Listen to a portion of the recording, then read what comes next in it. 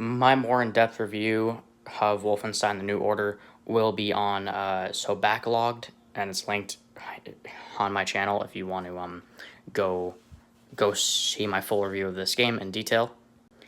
But I think the first 10 chapters were so freaking cool, and then it just kept on getting repetitive and falling off after that. Like the part where you go to space, it seems like a cool idea, but it's basically the same enemies, and like the only thing that's different is that you're on the moon, and that doesn't even last for a while. Like you don't even get to really explore on the moon all that much. Would I recommend this game? Still, I would recommend this game. I would say it's a solid, like, probably 7.5 out of 10. The game really does get repetitive, though, nearing the end, and oh my god, the boss fights are... Well, like, the Death's Head boss fight, I mean, spoilers, but the Death's Head boss fight was... it was okay. It was pretty shit, and it took me a couple of tries because I could barely see him in that, like, final stage.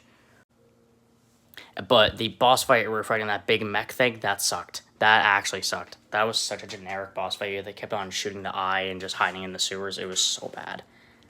Captain Blazkowicz, he's a decent protagonist. He's just your regular hero, and I'm not going to spoiler the ending, but I think the ending is pretty shit, in my personal opinion. Actually, I'm just going to say it. So, spoilers if you don't want to know. So, click off now if you don't want spoilers. But basically, like, he sacrifices himself at the end, and I don't really know if I like that. I think he should have stayed alive still, but there is a sequel, though. So I'm going to play the sequel. I heard it's better, so I hope it's better. And, yeah. Man, the enemies were just repetitive in this game. There was, like, literally, like, there was no design, and the guns were basically, like, all the same. It was, oh my god, it was so repetitive. Though, like Machine Games is my first game ever made by Machine Games that I'm playing.